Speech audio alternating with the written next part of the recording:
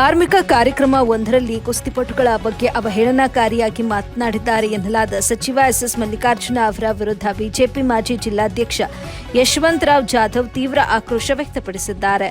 ನಗರದ ಸುದ್ದಿಗೋಷ್ಠಿಯಲ್ಲಿ ಮಾತನಾಡಿದ ಅವರು, ಸಚಿವರ ನಡೆಗೆ ಗುರುಗಳು ಮತ್ತು ಮಠದ ಇತಿಹಾಸದ ಬಗ್ಗೆ ಮಾತನಾಡಬೇಕಾದ ಧಾರ್ಮಿಕ ವೇದಿಕೆಯಲ್ಲಿ ಸಚಿವರು ರಾಜಕೀಯ ಭಾಷಣ ಮಾಡಿರುವುದು ಖಂಡನೀಯ.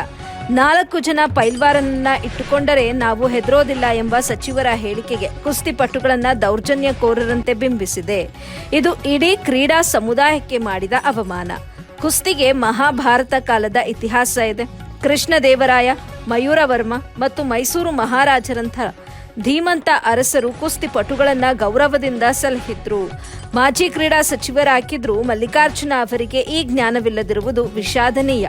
ಸಾರ್ವಜನಿಕ ಜೀವನದಲ್ಲಿರುವ ಸಚಿವರಿಗೆ ಕ್ರೀಡಾಪಟುಗಳ ಬಗ್ಗೆ ಕನಿಷ್ಠ ಮರ್ಯಾದೆ ಇದೆಯೇ ಅಂತ ಜಾಧವ್ ಪ್ರಶ್ನಿಸಿದ್ರು.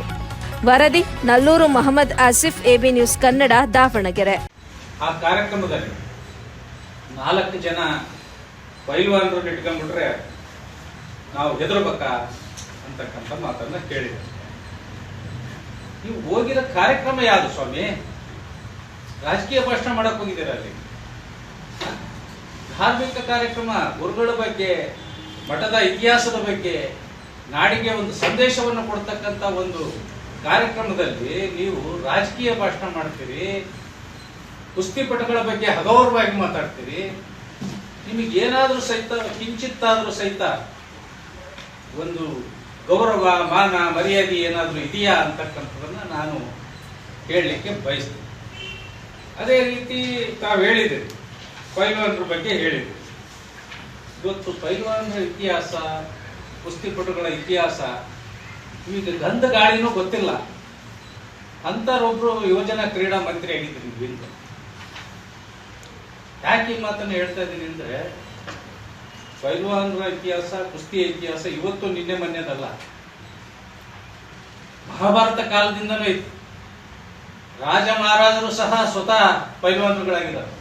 ಶ್ರೀ ಕೃಷ್ಣದೇವರಾಯ, ಮಯೂರವರ್ಮ, ನಮ್ಮ ಕೊಲ್ಲಾಪುರದ ಸಾವು ಮಹಾರಾಜರು. ಇತಿಹಾಸ ನೋಡ್ಕೊಂಡ್ಬರ್ರಿ.